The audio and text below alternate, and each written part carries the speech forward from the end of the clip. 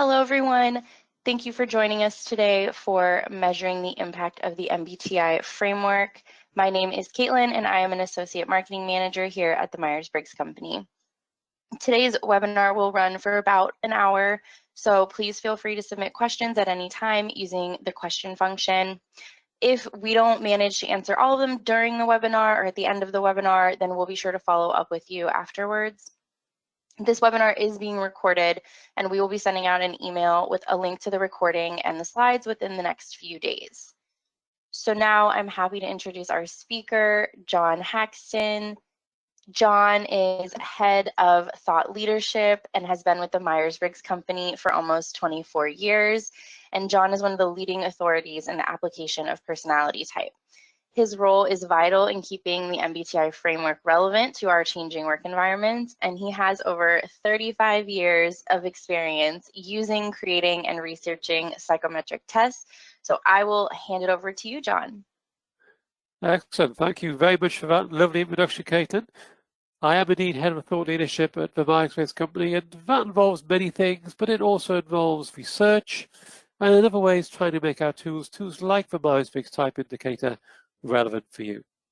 Some of that research involves things like how our type affects how we react to COVID, for example, and remote working, how tools can help with that, and also research into how the MBTI makes a difference.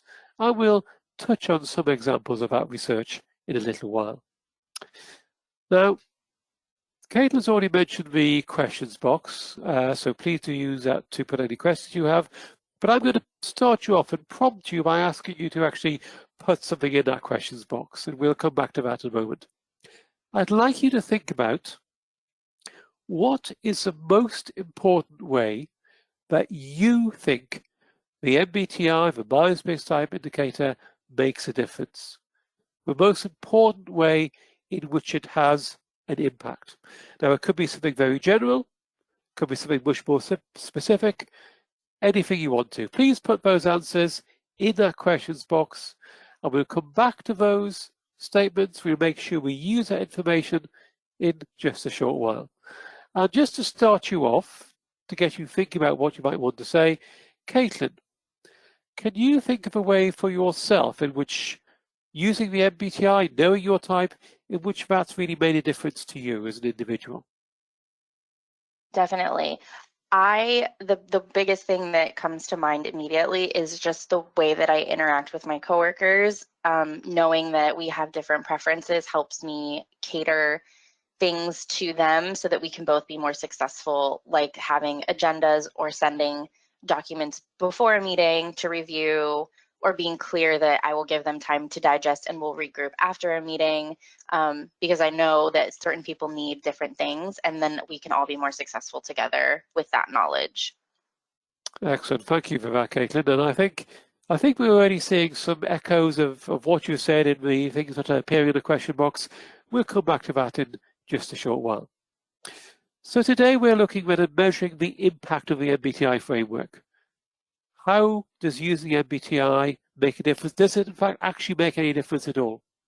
We'll be exploring what impact and making a difference might actually mean, what the evidence is, and how you can demonstrate that it does make a difference in your work. Now, of course, having said that, there are those out there who just dismiss out of hand the very idea that the MBTI assessment has any impact. And those critics may see people who use the MBTI as deluded, using a framework that doesn't work, having blind faith in the MBTI, putting on a smile like people in this slide, and ignore the evidence. But I'm saying no to that. I do think that using the MBTI can make a difference, and there's a great deal of evidence of that. We're going to look at that evidence, but first, let's see what you've put in the question box. Let's see, and let's talk about what you think making a difference actually means. Caitlin, what answers do we have there?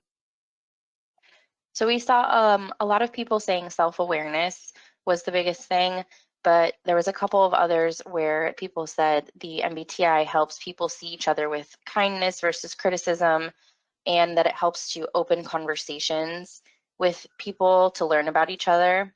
as well as helping people become more aware of how to value differences and work with differences in teams and in their personal lives. Excellent, thanks, Caitlin. So lots of things about self-awareness, about understanding ourselves, but also perhaps about understanding other people as well, and perhaps applying that knowledge of understanding other people, looking at those differences. Now, not long ago, I asked a group of MBTI users, Thai practitioners, I asked them the same question, but rather than leaving it open as I did for you, I gave them this long list of options to choose from. And this is what they chose. First of all, building individual self-awareness, so very much what you've been saying in your answers to that question. Second, they chose helping people better understand others. And third, improving relationships. So actually very similar results, even with this set list of options, to the sorts of things I think that many of you were saying in answer to that question earlier. The option that was least popular, the option which the smallest number of people chose, hardly anybody in fact, was enhancing organizational performance. But then I asked them a different question. I asked them, what's the most important way in which your clients want the MBTI assessment to have an impact? And I did get a rather different answer. This time, enhancing organizational performance was much more popular. I think it was about the third most popular, and improving team communication and performance was first. So when you're talking with your clients, or with managers or executives in your organization, it's really worthwhile remembering what you want the MBTI or any assessment to do, the impact it could have, the difference it could make. It may be that other people and the people you're talking to may not be looking for exactly the same thing. The evidence they want, the stories they need, may not be what you first think of. So let's look at that evidence then. What do we know? How can we demonstrate to people that using the MBTI does have an impact? And actually the things we're going to talk about, although we're concentrating here on the MBTI, I think would apply to really any assessment or any intervention that you might use in individual or team development. So to answer all these questions, I think we need to ask those two questions first. First of all, how can we measure impact? What does that actually mean? And second, what are the different types of evidence that we can actually go ahead and use? So let's look first of all at how we might measure impact. And many people have used the Kirkpatrick-Phillips model as a way of evaluating the impact of any development program of intervention. And I think it works well for evaluating the impact of the MBTI. The model was originally developed by Donald Kirkpatrick to evaluate training programs, but it's really useful, I think, for evaluating any development intervention. So at its basic level, the original Kirkpatrick model started off with looking at reactions. So in any intervention or any training program, anything you're doing with people, did the people who took part in that activity, that training program, that intervention, did they enjoy that experience? Were they engaged by that experience? Because if they were engaged, if they were active, if they were really taking part in that, if they enjoyed it, it's more likely that any learning that happened from that or anything else that came out of that is likely to stick with them and they might be going forward with it. And indeed, the next level of the Kirkpatrick model is learning. Did people learn anything from that experience? Did they acquire any new knowledge, any new insights perhaps, if we're thinking about the MBTI in particular? Then behavior. If people have learned something or gained new insights, can they apply this learning? Is there any evidence that their actual behavior, what they do, what they say, actually changed in some way? And if that is the case, does that actually lead to organizational results? Is there any evidence that the organization, or possibly the team or the department, experiences any real tangible benefits, maybe financial, maybe other things, any real tangible benefits from that intervention or experience? Now that was the original Kirkpatrick model, but Jack Phillips then added a final level, return on investment. Does the return on investment, does the monetary benefits from that intervention exceed the costs? And it's sometimes difficult to collect that sort of data, as we'll see in a little while, but where you can typically, in any development intervention, the costs relatively often are so small in comparison to the benefits that they typically have a really good return on investment. So as we look at the different sources of evidence that we could use, it might be useful to think, what Kirkpatrick Phillips level does this get to? Does this just give us evidence of reactions? Or does it demonstrate return on investment? Or is it perhaps somewhere in between? Because there are different types of evidence that we can use, many of us will have stories and anecdotes about the use of the MBTI, perhaps where someone, perhaps even ourselves, had what's often called an aha moment, where they suddenly have a revelation about some aspect of their personality. Or it may be that we've just personally seen the benefits that using the MBTI can bring. And we'd love to hear some of your stories. Do post some of them in the question box, and we share those in a short while.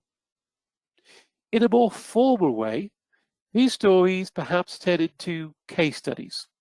And we look at some of these and show you where you could get more case studies that you could draw on. We'll touch on how studies of the validity of the MBTI can help. And last but certainly not least, we look at impact studies and return on investment. What is the direct evidence that using type has an effect on people's performance or saves organizations money? Now, as we go through these different types of evidence, do think about what works for you, what sort of evidence that you're happy using and comfortable using, but also think about your clients or the board of your organization, whoever it is that you need to convince, because what works best for you may not always work best or be the most convincing for them.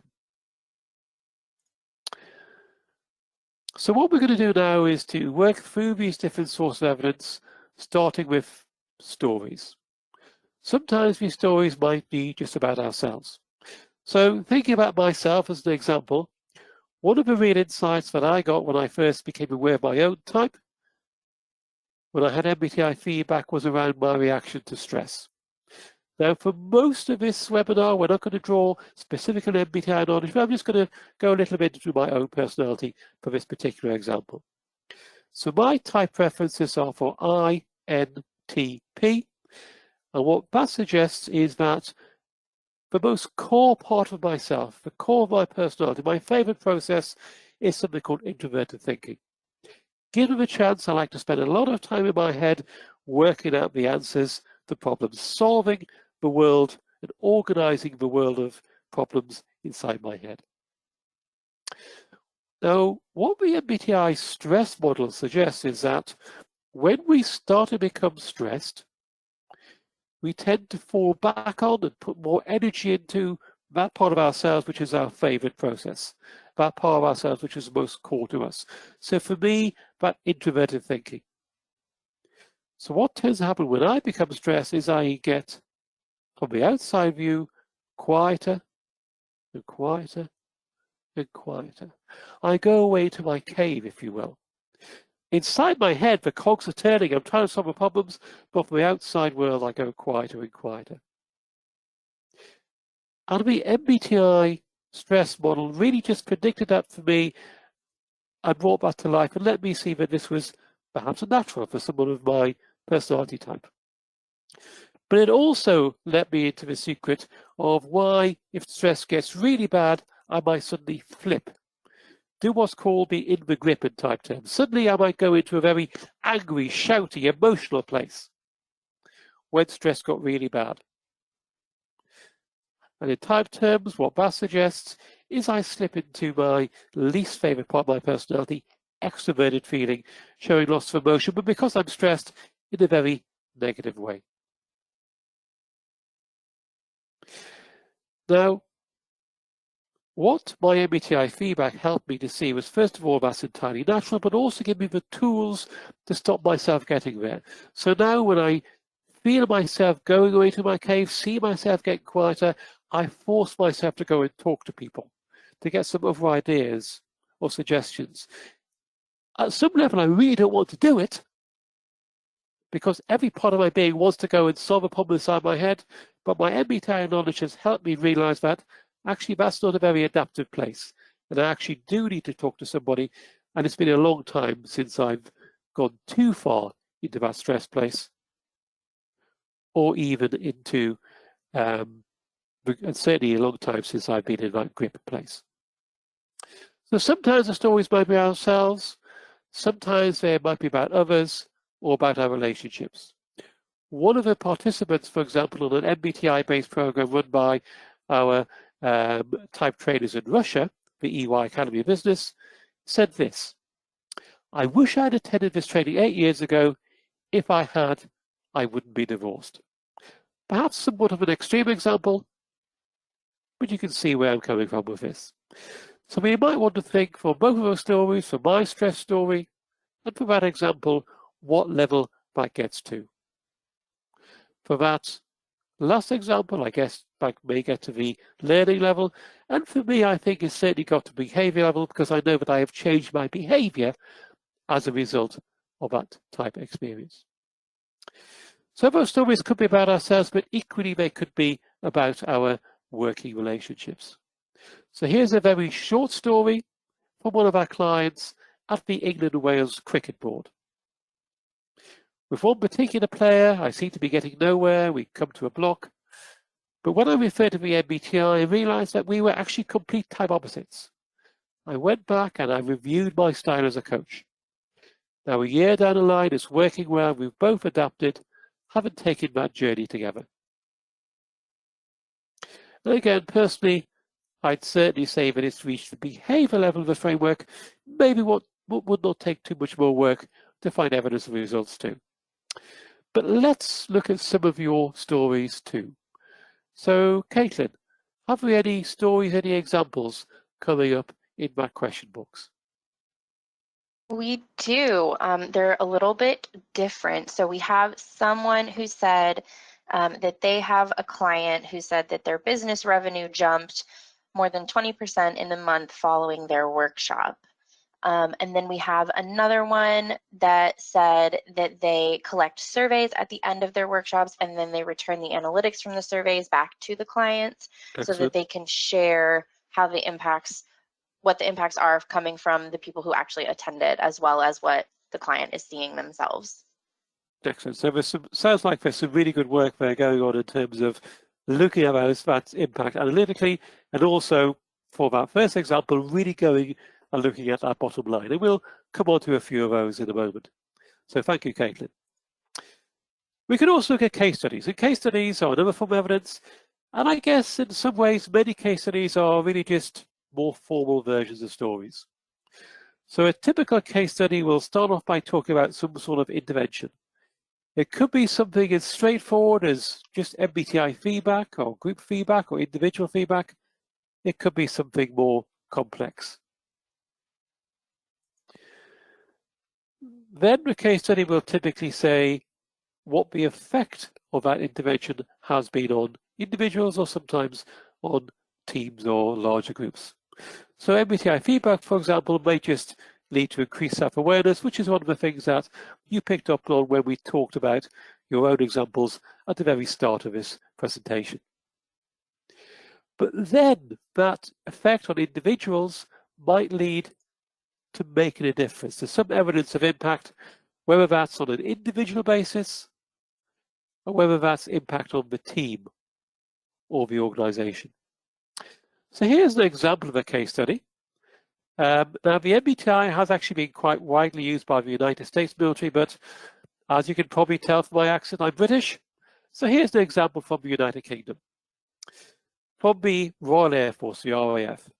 Now, the RAF had always taught people to fly using a very traditional approach. You explain what to do, you demonstrate how to do it, you criticize any mistakes that people make, and then you repeat until people get it right. But this approach was becoming, they found, less and less effective. People were getting stressed out rather than building their confidence, and the RAF wanted to move to a more coaching approach. So with our help, they devised a program to train their flying instructors in coaching techniques, and the MBTI was included as part of this. All the coaches qualified to use the MBTI, and actually that became really critical because the MBTI philosophy around the constructive use of differences, something that some of you picked out in those questions we asked right at the start, that really helped the RAF nurture what was a genuinely supportive and productive environment where difficulties were acknowledged, but really going alongside and in parallel, strategies for resolving those difficulties will let everyone progress. Here's some quotes from people who took part in that program. The MBTI tool provides various communication and problem-solving models with many practical applications for the RAF, including situational awareness, decision-making, and mental performance. It's particularly helpful in encouraging students to think about the different communication styles that they and the people they interact with employ. Another quote, everyone feels they can apply the MBTI tool, especially flying instructors. It equips them with the means to transfer their knowledge effectively, whoever their audience. And one final quote, which I think is particularly interesting in demonstrating impact. Some students have told us that if it hadn't been for this, they would have failed. Now, dropout rates at a late stage in the training could cost the RAF, and I would guess people like myself, a British taxpayer ultimately, could cost the RAF up to £2.5 million per student. And this is helping everyone get 100% out of the training and out of the money invested in it. So I guess we might think about what level this reaches. I think it certainly reaches learning, it reaches behaviour, and arguably it reaches return on investment. And one of the things about return on investment is that I think by just reducing turnover, as we can see from this example, that can have a really large financial impact. Now, case studies can be very powerful. That was just one example, and you'll find many more on our website covering lots of different uses of the MBTI in organisations of many different types. And Caitlin will talk through where to find these on the website and talk about other resources a little later. And I think hopefully you should be able to find one or two that match your own particular needs. Validity studies are the third type of evidence that we're going to mention. Now, validity is a word that you'll often hear thrown around when it comes to the MBTI and other personality measures, but let's just take a step back and agree and talk about what validity actually is. And the usual definition is that validity is the extent to which an assessment measures what it claims to measure. In other words, does it do what it says on the can? Is it fit for purpose? But unfortunately, things get a bit more complicated because when they talk about validity, psychologists might actually be talking about some quite different things. And these are some of the different types of validity that psychologists often talk about. First of all, face validity. Does this questionnaire, does this assessment, does this test, does this thing that I'm giving to people, does it look as if it works? Does it look as if it does the right thing? Now, one key thing to think about the MBTI and other assessments we may use in development contexts is that that idea of face validity, does it look okay, applies to the outputs as well as to the assessments. If we're using reports or other materials or other applications with people as part of their individual development, they're seeing those outputs, they're seeing that material has to look face valid and useful and applicable as well. Content validity, does the content cover the correct area? If I'm thinking about something like a theory exam or a driving test, it's important that content covers all the right areas. For people like the MBTI, for tools like the MBTI, it's important to say that it doesn't have to cover all areas of personality. It just has to cover the areas it says it covers. Construct validity, this is the central question of does it do what it says that it can? But then I think these last two areas, criteria-related validity and consequential validity, are particularly opposite to the idea of does the MBTI make an impact? So criteria-related validity is, does it correlate with relevant external criteria? So for example, does taking the MBTI correlate with changes in people's behavior which are relevant to the job? Does it correlate with less conflict in the team or whatever? One of the key things to say about this is it's actually much more difficult to demonstrate this for developmental outcomes like what I've just mentioned than things like job performance. But you can still measure these to some extent, and we'll look at some examples in a moment.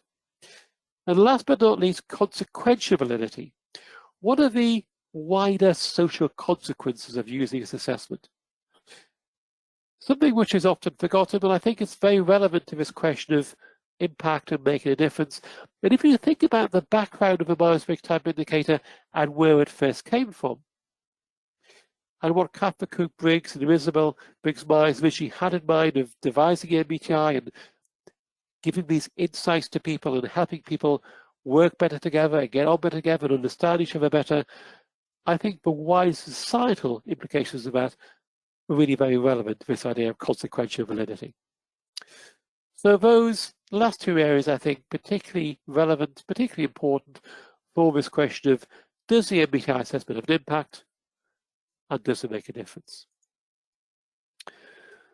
In terms of evidence for validity of MBTI, there's lots of examples in the MBTI manual.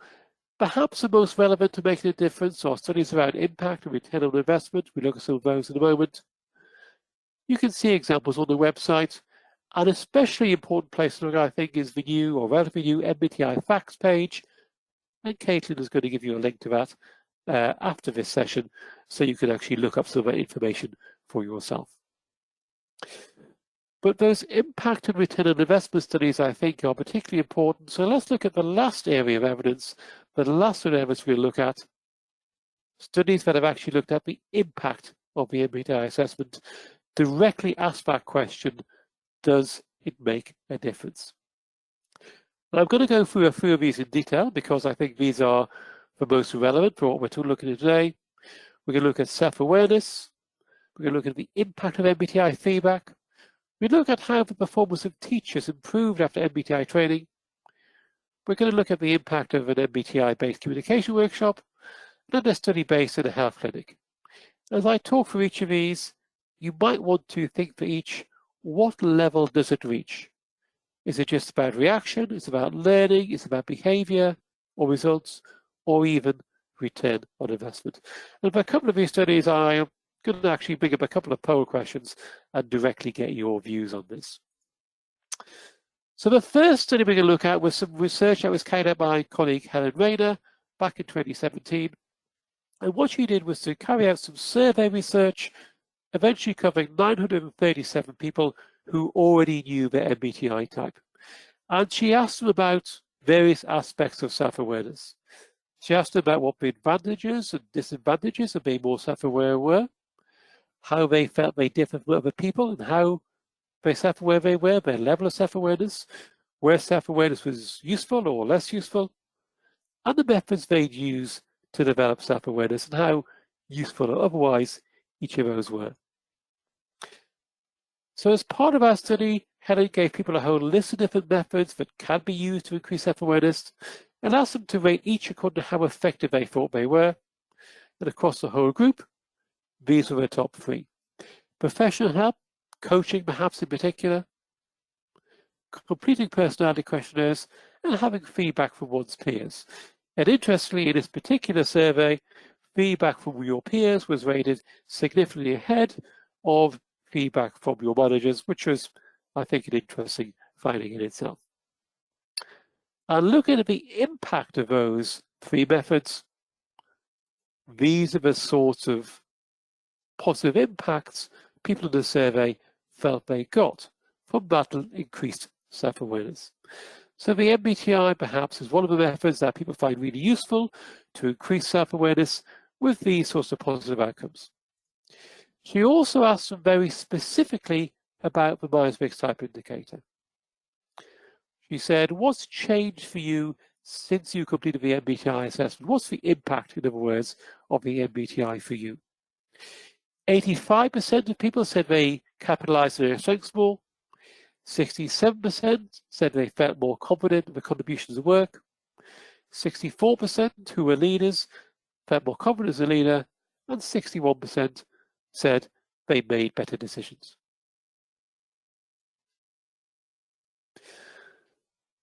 So from this study then, personality questionnaires were rated as one of the most effective methods to increase self-awareness, and people had said they'd change in these ways. So, is this then evidence of just positive reaction? Or is it evidence of learning, or behavior change, or quantifiable results for an organization, or even return on investment? How far up the Kirkpatrick-Phillips level is this study across all the findings? I've just launched a poll. Let's see what you think. For this particular study, what level do you think this reaches? Let me just give you a few moments to answer that poll.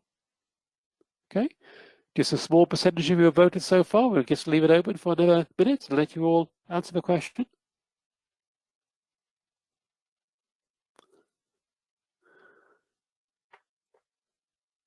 Okay, so around about 40% of you have voted.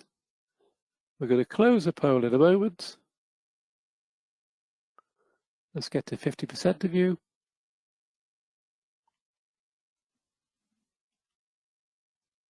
And let's close the poll now. Okay, and let me share the results. So hopefully you can see those results now. What we're seeing is that for user group, 5% of you thought at least reached the level, reached the level of reaction. 7% thought of you reached the level of learning, 41% behavior, 27% results, and 20% return on investment. And I think it's certainly reached the level of behavior. I think if we carry out this study within one specific organization, we may well have been able to go on to develop results or even return on investment. But for this, with 937 people across lots of different organizations, we didn't have that data to fall back on. So I think, yeah, I would agree with the majority here that this reached the behavior level. But hopefully you're seeing a little bit of how you can think about any given intervention, any given example, and see what level it reaches of this Kirkpatrick-Phillips hierarchy. Okay, let's look at another example. So here's another study that my colleague Nikita carried out just a couple of years ago. So again, as I go through this, please do think about the Kirkpatrick-Phillips level it may have reached. What she did was to contact people who had taken the MBTI but not yet had feedback. So many of these people were people who were about to go through our certification training. And she asked them to fill in an online survey. Then they filled in the survey shortly after having taken feedback. And then they filled in the survey again 6 weeks later. And one of the questions she asked them was, to what extent did you achieve your purpose? Did you get what you wanted from your MBTI feedback? On that 5-point scale. And as you can see, most people, in fact, 86% of the group, achieved most of what they hoped to or more, with only 2% not achieving what they hoped to. So that may perhaps link into the reactions level, or maybe even the learning level. Now, most people thought the feedback experience was memorable and relevant. They enjoyed it and would recommend it to others. On balance, they also said it helped them achieve their goals, but they were likely to change the way they did things, and that they had conflict actions that they would take away. But she also found that these answers changed dramatically and for the better when she compared people who had come to a feedback session with a clear purpose in mind, compared with people who did not have a clear reason for completing the MBTI. That's the green and the blue bars on this chart. When people have a clear purpose, the MBTI really does seem to make a difference. And perhaps that's a lesson to all of us when we're using MBTI or indeed any other development assessment.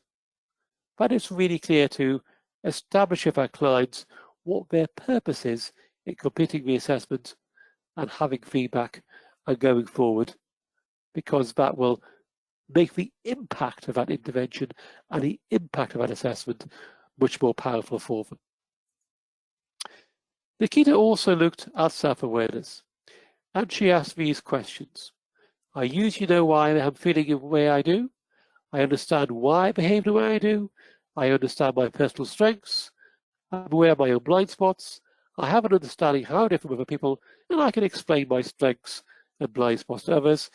And the people in the survey answered each of these questions on that 5-point scale you can see at the left-hand side of the chart there.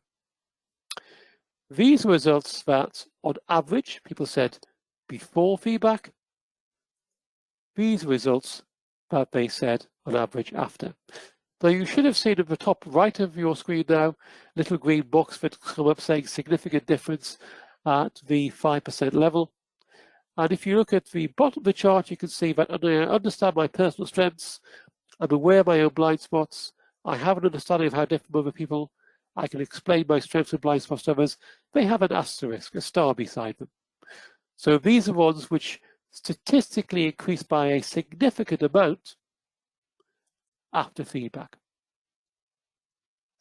And 6 weeks later, those results were still significantly different. Indeed, for I'm aware of my own blind spots, the difference had got even greater. What's also interesting here is that Nikita looked at the range of scores. So before feedback, this is the range of results for people before feedback. There are some people who strongly disagreed that they understood why they behaved as they do, and that they understood their personal strengths, and no one strongly agreed that they were their blind spots, and no one strongly agreed that they could explain these blind spots to others.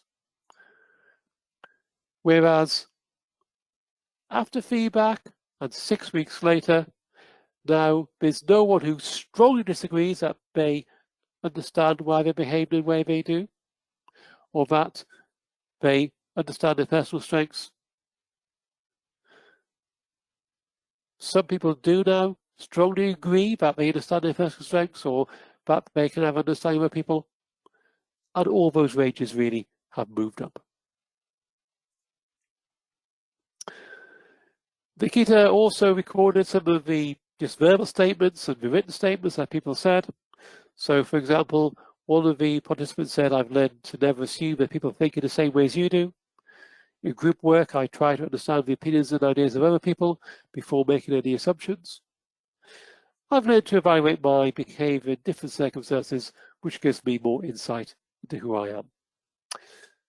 So let's just summarize that survey and think about whether the MBTI made a difference.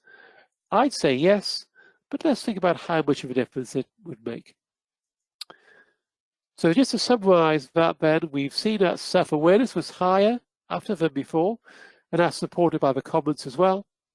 People's experience of MBTI feedback was generally positive, and it looks as if concrete actions and behavior change did take place, most especially when there was a clear purpose.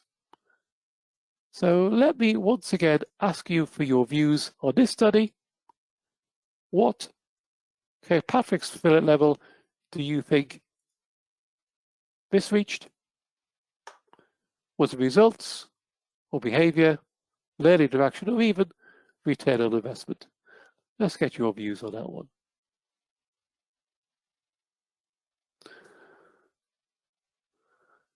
Okay, so about a third of you have voted. Give you just a little bit longer for everyone to vote.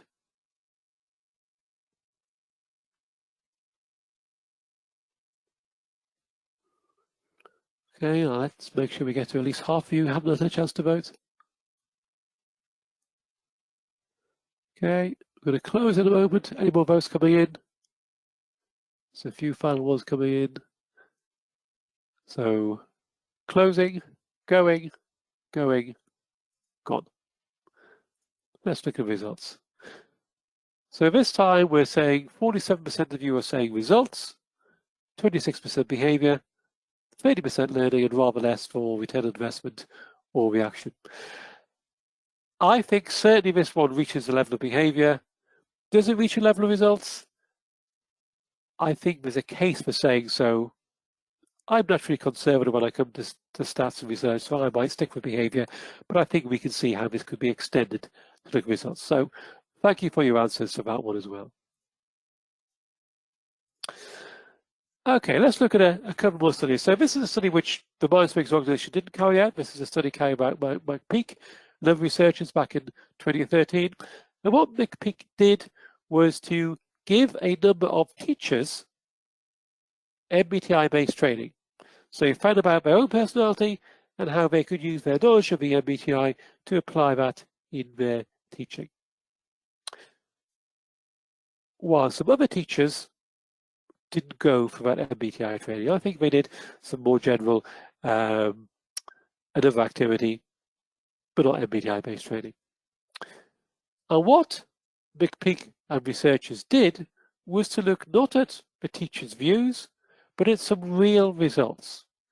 They looked at the average grades of the classes that those teachers taught. Now, the year before the study was carried out, the average scores of the classes of trained teachers, that's the yellow dot, and untrained teachers, that's the orange dot, were basically identically the same. There was very little difference between them, certainly no statistically significant difference between them. In the year of the study itself, the performance of classes of teachers who had not gone through training was actually significantly worse. For those of you who like your stats, that's a Cohen's d of 0.22, a very definitive effect size. Whereas for the teachers who had gone through the MBTI-based training, the performance of their students was better. Again, a definite effect size going on there.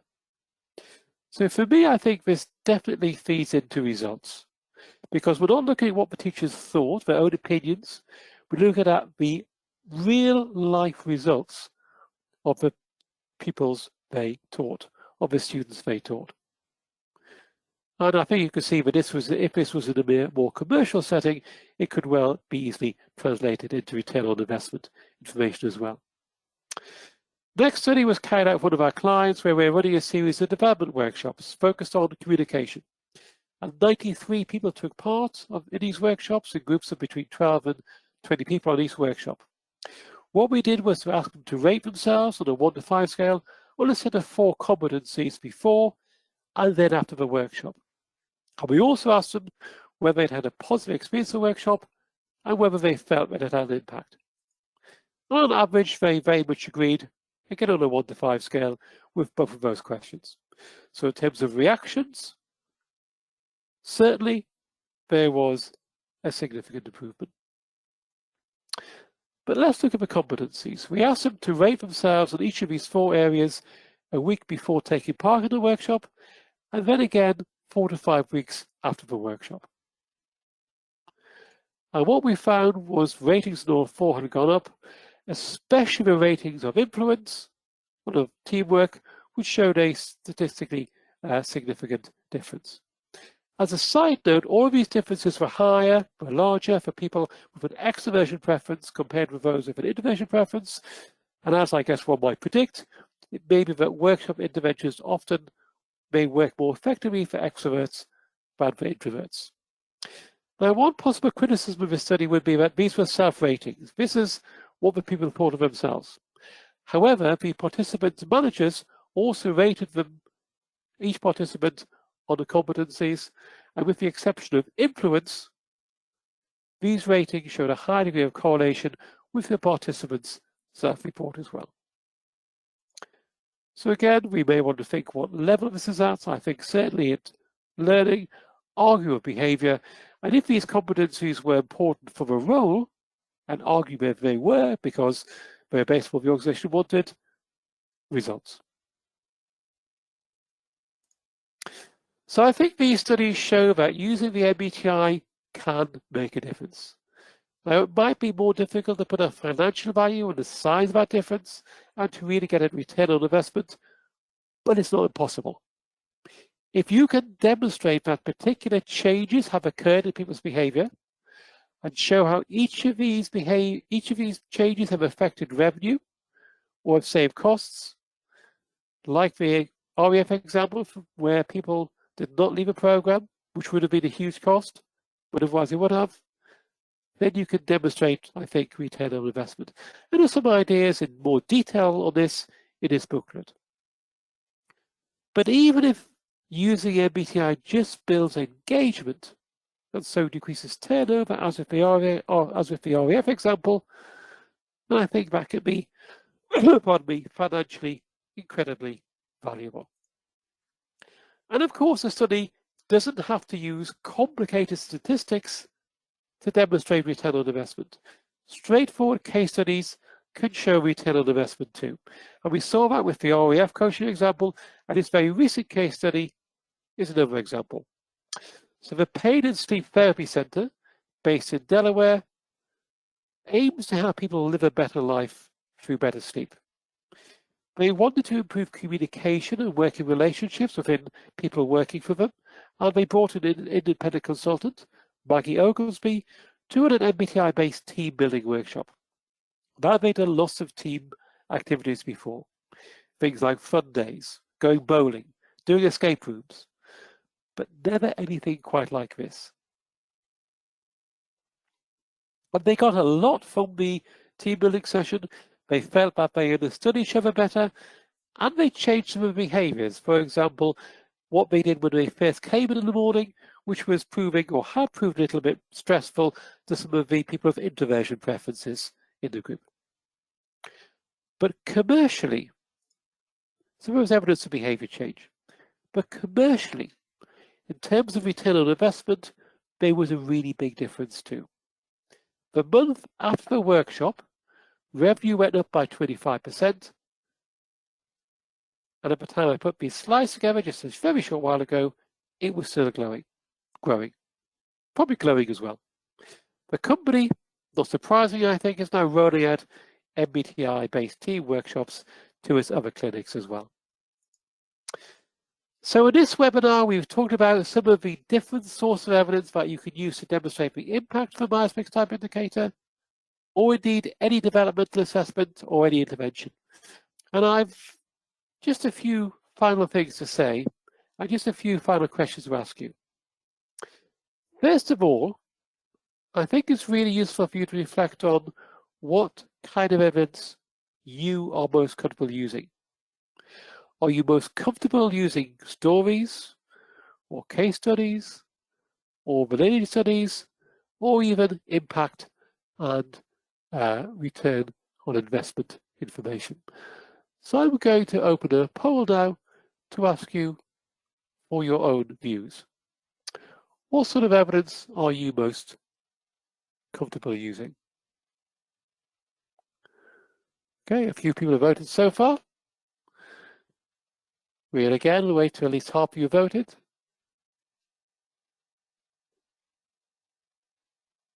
It's an interesting split so far. Oh, we're getting a few more people voting. 2/3 of you have voted. Okay, and about to close, closing now. So let's share that result. So it's a little bit of a split. So 44% chose stories, 21% validity studies, and 35% impact and return on investment evidence. So perhaps stories has the edge here, but many of you are quite comfortable using other forms of evidence as well. But I think the other question that goes along with this is actually think about what people or what groups do you need to convince? Who do you need to talk to? And then with those people in mind, what evidence would they listen to? What would they be most convinced by? So let me ask you one final time. I'm going to launch one final poll, thinking about the people who you need to talk to, who perhaps you need to convince. What form of evidence would they find the most convincing?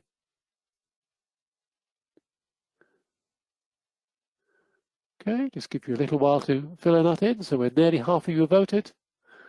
Let's see if we get to 2/3 again. Okay, there's a slightly different result, shaping up from last time. Okay, about to close the poll, and closing now. So let me share those results. So there's a rather different result from last time. So 10% of you thought stories, or 10% thought case studies would be convincing, 20% validity studies. But by way the lead, 61% thought that impact and return on investment evidence will be most convincing. So one thing you might want to think about as an individual practitioner, or as somebody who's thinking of using the MBTI in the future, if what you think your clients will be convinced by is different from what you think you find most comfortable, think about how you could get comfortable using other evidence. Perhaps go back and look at some of the things we've talked about in this case study.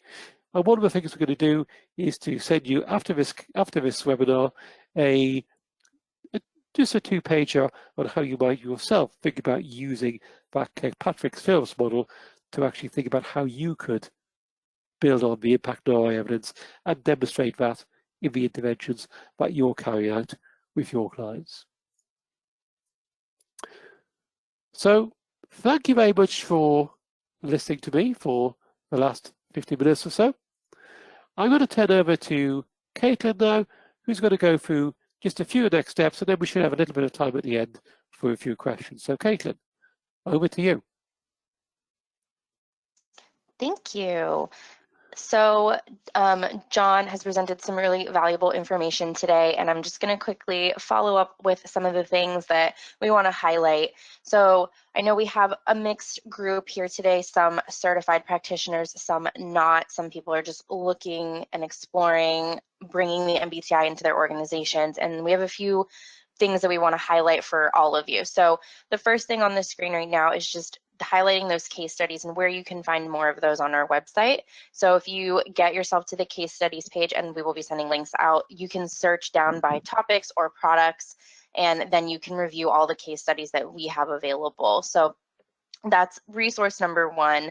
And then for those of you that are not certified yourselves, we have a couple of ways that we can work with you to bring the MBTI into your organization. And so on the screen there, you can see that we do it for you, we can work with you, we can help you. So if you're interested in these options and hearing more about that, you can definitely reach out to us. We have a couple of workshops that are available that we do with you. We have some certification programs. There's a lot of options and opportunities available. And then now for the practitioners on the call, we do have a lot of resources for you. So we're just going to highlight a couple of those here on our Developing Your Virtual Workforce page, which again, we will send that URL out to everyone. We have a couple of free downloadable resources for you. And then there are a couple of resources that you'll have to request. We have to verify that you're a practitioner first, but that includes some slides, some tutorials, a couple of there's some decks in there. And then we also have a couple of other resources that are also for our practitioners. So depending on when you were certified, you have access to our MBTI refresher course. And so that's an online refresher that you can use and kind of just spruce up on the different elements of your certification program. And then we also have the playbook that we've sent out. So if you do not have the MBTI playbook and you are a practitioner, definitely reach out to us. We've been sending that out for a while, but it's a great resource, so we want to highlight that. And then one of our newer resources that we've been focusing on is the personal impact report. And so we actually have a whole page dedicated to that now, which will show videos and workbooks. And I think we have, John, do we have one slide on that one next, I believe? We do, sorry. Oh, we do, yes, awesome. That's totally fine. Just wanted to make sure I wasn't going to talk about something and kind of just tease it. But we have a bunch of things that are doing deep dives into different elements of the PIR. So if you're using that report or interested in using that report, definitely check this page out. Again, we'll be sending that out, but it's got a lot of really great resources all around that. And we do actually have some questions that came throughout the webinar. So the first question, John, I think you may have touched on it, but I just want to ask the question and have it kind of recapped. So what is the official answer to the claim that MBTI is not statistically valid?